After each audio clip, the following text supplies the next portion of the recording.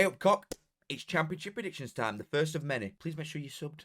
It's free, and like the video as well, please. I mean, half the people that watch this aren't subbed, so if you could do that, that'd be fantastic, please. You might as well if you're watching videos. Let's get in there. Burnley and Sunderland, Friday night. Oh, we're doing a watch along for this, by the way. If anybody seems to be around, then Burnley versus Sunderland at about 10 to 8 will be live here. Really big game, that, isn't it? It's second versus fourth. Your top four have pulled away, aren't you? So there's an 8-point gap between Sunderland in fourth and Blackburn in fifth now. Really big game. Burnley always seem to not lose, you know what I mean? They have only lost 2 games all season. One of them is to Sunderland away, but they did have like quite a disjointed squad then as well, so it's a really tough one to call this. But I think it's easy to say, well, Burnley have conceded 9 goals all season, so clean sheet, you know what I mean? Sunderland, even though they've been in like fairly poor form recently, they've only won 2 out of the last 4 games. They lost at Stoke and then they drew with Blackburn away. But it's not like they're not creating chances. The Stoke game, especially when they lost 1-0 away, it's a mixture of poor finishing and Johansson's Stoke keeper having game of his life. It's not down to not being able to break teams down and create chances, because they're doing that a lot, and I don't think they'll have a problem creating chances against Burnley. It's just whether they can take them or not. Be quite cagey. I'm hoping it'll be a good game. I'm gonna play it safe though. I'll go for a 1 apiece to kick it off. We'll start quite steady. We're not going to throw any 3-4-0s out yet. Should be a good game, that. Saturday, we've got Cardiff and Swansea at AF12. God, that'll be a game.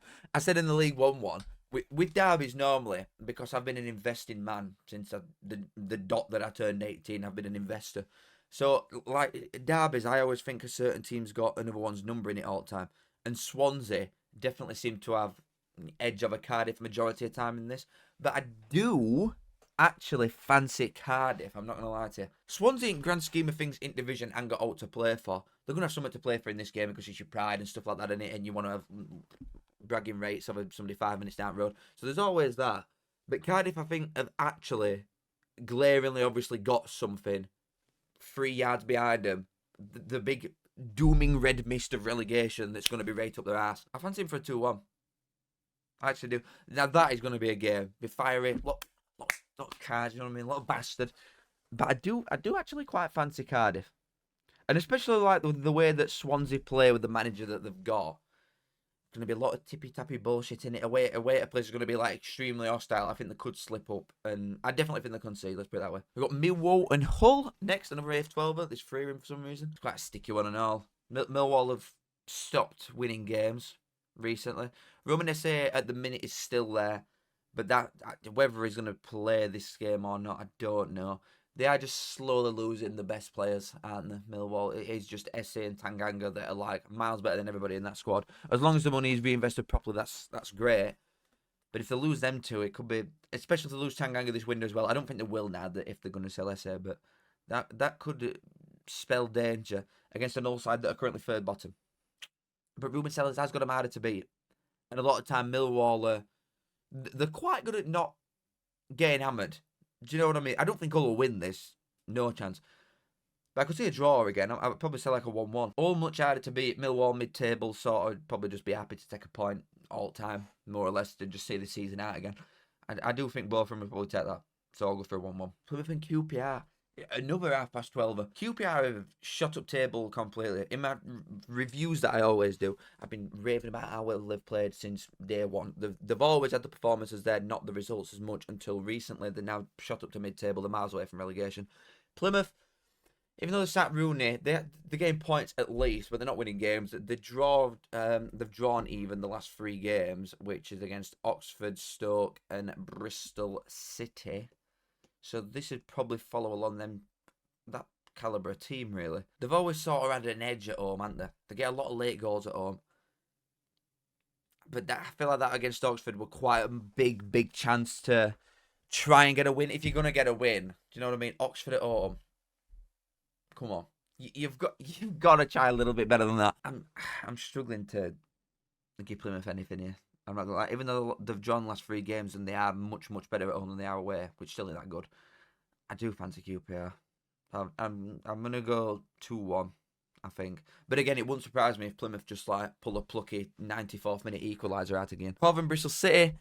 I mean, that's a desi if I've ever seen it. I'm just gonna go 2-2 straight off bat. Again, I think Coventry are a little bit harder to beat now with Lampshade in charge, but they're not scoring enough goals really, which has been a problem for them a lot of this season. They scored 34. They have conceded 37 as well, which is also really ass. But it's just like, you think of the players that they've got and why can't they score more goals? You know what I mean? Surely just based off pure initiative at players, even if they've got no tactics and it's just pure vibes, you'd expect the players of that calibre against some others that are around them to be scoring more goals. Don't get me wrong, it's not the worst thing ever. They've got like probably top half at most goals scored.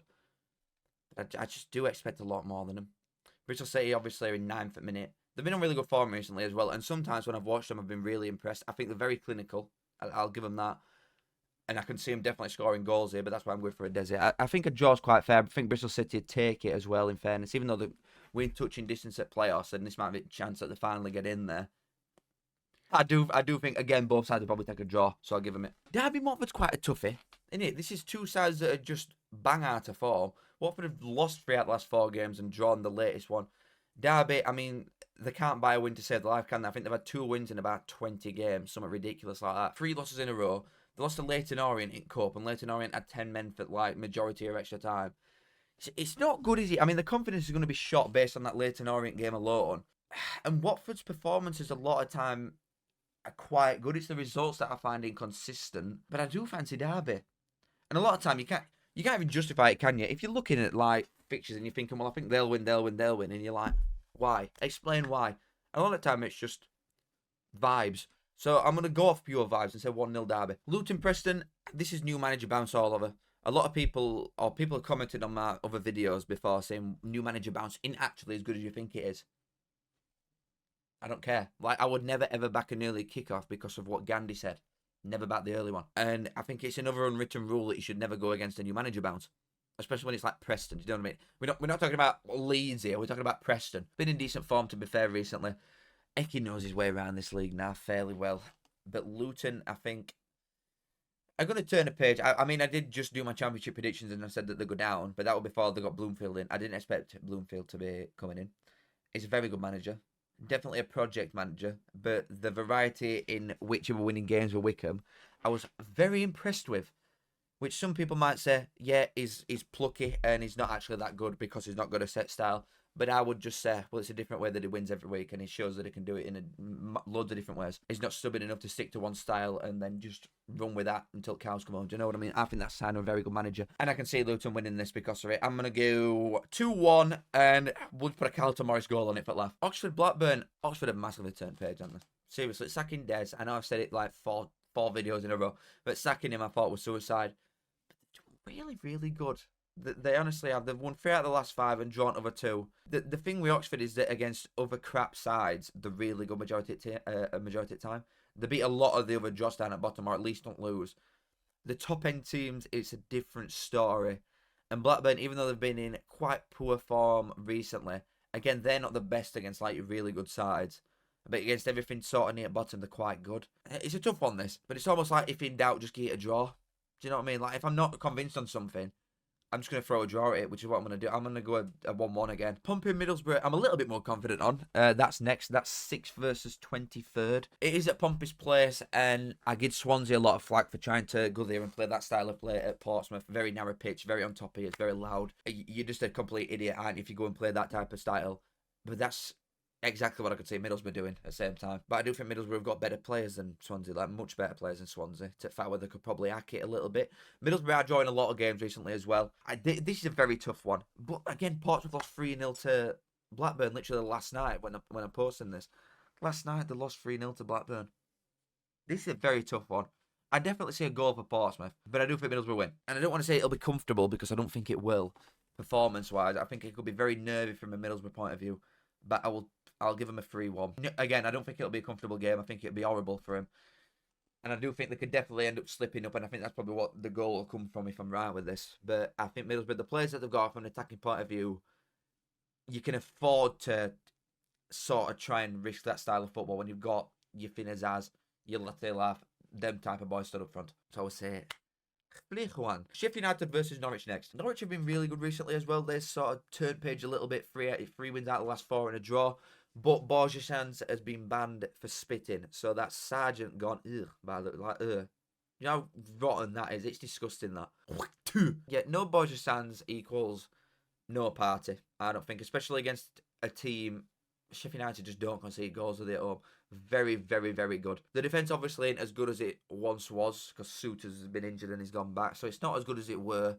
And there could be a little cracks starting to show here and there. Squad depth being a massive problem. But at the same time, they basically had like 2 weeks off.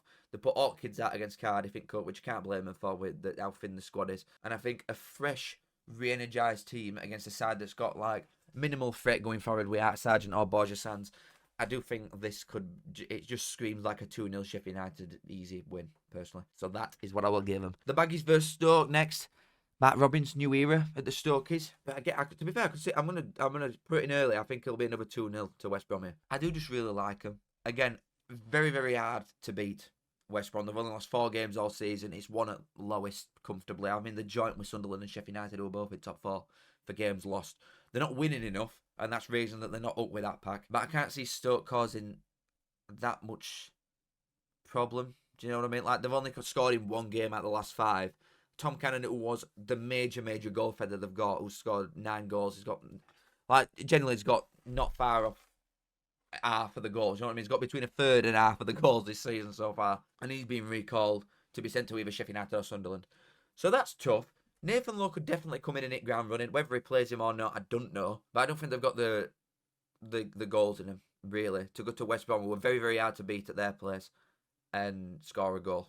So I'm going to go, maybe Nathan Lowe will come off bench and score. But I can see like an easy 2-0 West Brom here.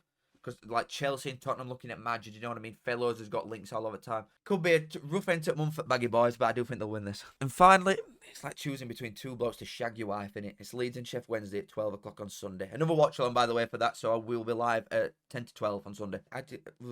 These fixtures, surely even a neutral can't like any of these teams. In grand scheme of it, Wednesday are crap.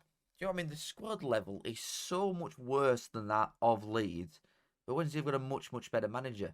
Whether he can be that arsed anymore, I don't know. Because if you've not seen all the Chance series stuff where they did that fans forum, it's not even speaking to managers, stuff like that. Shea Charles on about being recalled, but I think he can play in this game. I do think this will be a really good game. I can't lie to you. I do think this will be a really, really good game. It'll be a good watch. But Leeds at home, it's like, it's just almost guaranteed win constantly. Obviously, Wednesday got a draw here last season. And they probably got given like 3 weeks off again, a point at this place. They did draw the last home game to Blackburn as well, but Blackburn are actually a very good side, very well drilled. There's definite goals in this for Leeds. I'll give them 3 goals probably. Sheff Wednesday from a defensive point of view is shit. They've conceded 40 goals. It's a lot of that. But the thing is, they're always a good bet for one other end, aren't they? So I'll probably give them one as well. Leeds very good defensively, but I do think added spice at Yorkshire Derby in it and that. I'll give Wednesday a goal. So I'll go 3-1 to Leeds. But that could be a really good game. And to be fair, I would probably rather Leeds win this. I'm sort of like accepting that I think they'll go up anyway. So, whatever, do you know what I mean? I just can't deal with Wednesday and the fans if they're getting playoffs. Oh my God. All that oinking. Ugh. One last word on this as well. Chancery. But that's that. Thank you as always for watching. Love you all. This will be a consistent thing that's always on this channel now. So, League One and Championship predictions are just constantly going to be on here. Thank you as always for watching. Make sure you subbed as well. Like the vid. Love you all. Kiss. See you in a bit, Reds. I say I'm a man, yes, I'm a mucker. I think of me saying as a right good looker. I say up that. Show us bit it.